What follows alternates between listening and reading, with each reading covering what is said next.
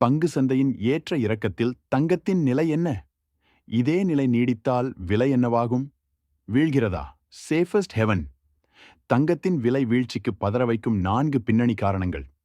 உலகில் எங்கு போர் மூண்டாலும் சரி, பொருளாதார நெருக்கடி வெடித்தாலும் சரி, சாமானியர்கள் முதல் பெரும் முதலீட்டாளர்கள் வரை அனைவரும் ஓடிப்போய் தஞ்சமடைவது தங்கத்திடம்தான். பங்குச்சந்தை முதலீடுகள் சரிவைச் சந்திக்கும் போதெல்லாம் நஷ்டத்தை ஈடுகட்டும் ஒரு இடிதாங்கியாக தங்கம் செயல்பட்டு வந்துள்ளது. ஆனால் சமீப காலமாக இந்த வழக்கமான கணக்கு தருமாறி போயுள்ளது. உலகமே பதற்றத்தில் இருக்கும் இந்தச் சூழலில் தங்கத்தின் விலை ஏறுவதற்கு பதிலாக தொடர்ந்து சரிந்து வருவது முதலீட்டாளர்களை குழப்பத்தில் ஆழ்த்தியுள்ளது. அமெரிக்கா மற்றும் ஈரான் மோதல் தீவிரமடைவதற்கு சரியாக ஒரு நாள் முன்பு இந்தியாவில் 24 கேரட் தங்கம் 10 கிராம் 1.6 லட்சம் ரூபாயாக இருந்தது. போர் செய்தி வெளியானதும் ஒரே நாளில் அதன் விலை கிடுகிடுவென உயர்ந்து 1.73 லட்சம் ரூபாய் எட்டியது. ஆனால் அந்த உச்சத்திற்கு பிறகு தங்கம் விலை தொடர்ந்து கீழ்நோக்கியே பயணிக்கிறது. ஜூன் 19 நிலவரப்படி தங்கம் விலை 1.46 லட்சம் ரூபாய் சரிந்துள்ளது. இது அதன் உச்ச விலையிலிருந்து சுமார் 16% வீழ்ச்சியாகும். சர்வதேச சந்தையில் தங்கம் விலை 22% வரை சரிந்துள்ள போதிலும் அமெரிக்க டாலருக்கு நிகரான இந்திய ரூபாயின் மதிப்பு சரிந்ததால் இந்திய முதலீட்டாளர்கள் ஓரளவுக்கு பெரும் நஷ்டத்திலிருந்து தப்பித்துள்ளனர். இந்த விசித்திரமான விலை வீழ்ச்சிக்கு காரணமான 4 முக்கிய காரணங்களையும் தற்போதைய சூழலில் நாம் தங்கத்தில் முதலீடு செய்யலாமா என்பதையும் விரிவாக பார்ப்போம். தங்கம் விலை சரிவிற்கான 4 முக்கிய காரணங்கள். 1. அமெரிக்க அரசு பத்திரங்களின் வட்டி உயர்வு. சர்வதேச அளவில் பெரிய முதலீட்டு நிறுவனங்கள் தங்கத்தையும் அமெரிக்க அரசாங்கத்தின் பத்திரங்களையும் US ட்ரெஷரிஸ் சமமான பாதுகாப்பான முதலீடுகளாகவே கருதுகின்றன. எனவே அமெரிக்க அரசு பத்திரங்களின் வட்டி விகிதம் அதிகரிக்கும் போது முதலீட்டாளர்கள் தங்கத்தை விடுத்து அதன் பக்கம் திரும்புவார்கள். அதிபர் ட்ரம்ப் ஈரான் விவகாரத்தை கையில் எடுப்பதற்கு முன்பு அமெரிக்க வட்டி விகிதங்கள் குறையும் என்ற எதிர்பார்ப்பில் இந்த பத்திரங்களின் வட்டி தொடர்ந்து சரிந்து வந்தது. ஆனால் பிப்ரவரியில் போர் வெடித்ததும் கச்சா எண்ணெய் விலை உயர்ந்து உலகளாவிய விநியோகச் சங்கிலி பாதிக்கப்பட்டது. இதனால் அமெரிக்க மத்திய வங்கி வட்டி விகிதங்களை உயர்த்தக்கூடும் என்ற அச்சம் உருவானது. இதன் விளைவாக 4% கீழிருந்த பத்திரங்களின் வட்டி விகிதம் மே மாதத்தில் 4.5% தாண்டியது. இந்த வட்டி உயர்வால் கவரப்பட்ட முதலீட்டாளர்கள் தங்கத்தை விற்றுவிட்டு அரசு பத்திரங்களில் முதலீடு செய்யத் தொடங்கினர். 2. மத்திய வங்கிகள் தங்கம் வாங்குவதை குறைத்தது. கடந்த சில வருடங்களாக தங்கம் விலை தொடர்ந்து உச்சத்தில் இருந்ததற்கு உலக நாடுகளின் மத்திய வங்கிகள் டாலருக்கு மாற்றாக தங்கத்தை அசுர வேகத்தில் வாங்கிச் சேமித்ததுதான் முக்கிய காரணம்.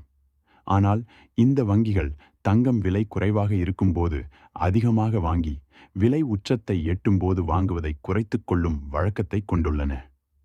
உலக தங்க கவுன்சில் தரவுகளின்படி 2024 இறுதி காலாண்டில் தங்கம் விலை $2,600 இருந்தபோது 367 டன்கள் வாங்கிய மத்திய வங்கிகள் 2026 ஆரம்பத்தில் விலை $4,800 தொட்டபோது தங்களின் கொள்முதலை 243 டன்களாக குறைத்துக் கொண்டன. அது மட்டுமின்றி போர் மற்றும் அவசர பணத் தேவைகளுக்காக துருக்கி, ரஷ்யா, பல்கேரியா போன்ற நாடுகள் தங்களின் இருப்பிலிருந்து சுமார் 103 டன் தங்கத்தை விற்று பணமாக்கியுள்ளன. இது சந்தையில் தங்கத்தின் மதிப்பை மேலும் குறைத்தது. 3. தங்க நிதி முதலீடுகள் வெளியேற்றம். மத்திய வங்கிகள் விலையை பார்த்து நிதானமாகச் செயல்பட்டால் சாதாரண முதலீட்டாளர்கள் அப்படியே தலைகீழாகச் செயல்படுவார்கள். தங்கம் விலை தாறுமாறாக ஏறும்போது ETF எனப்படும் தங்க நிதி திட்டங்களில் போட்டி போட்டுக்கொண்டு பணத்தை கொட்டுவார்கள். விலை குறையும் அறிகுறி தெரிந்ததும் பயந்து விற்றுவிட்டு ஓடுவார்கள்.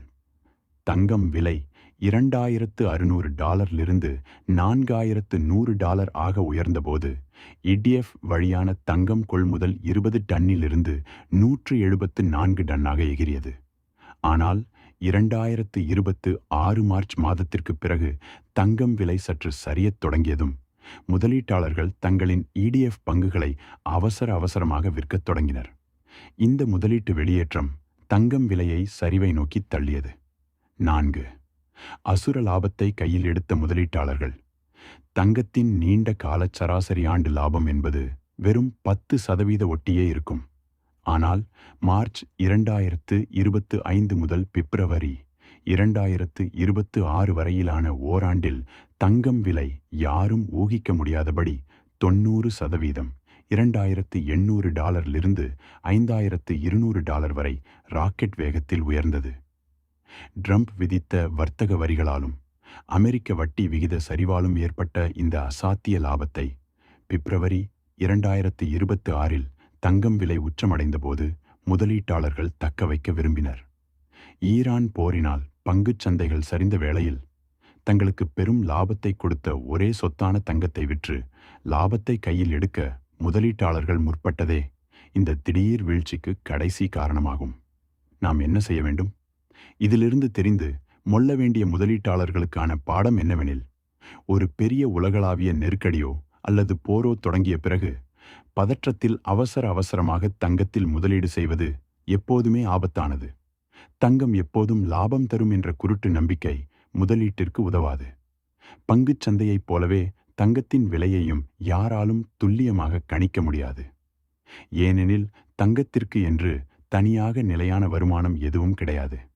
எனினும் நீண்ட கால அடிப்படையில் பார்த்தால் இந்திய முதலீட்டாளர்களுக்கு தங்கம் சுமார் 12 முதல் 13% வருமானத்தை அளித்துள்ளது.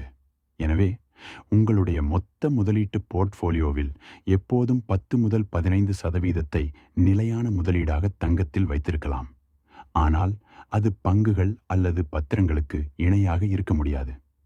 இனிவரும் காலங்களில் தங்கத்தின் விலையை கணிக்க அமெரிக்காவின் வட்டி விகித மாற்றங்களையும் அரசு பத்திரங்களின் வட்டி விகிதத்தையும் உன்னிப்பாக கவனியுங்கள். இது போன்ற மேலும் தகவலுக்கு மறக்காம நம்ம சேனலை லைக் மற்றும் சப்ஸ்கிரைப் பண்ணிக்கோங்க.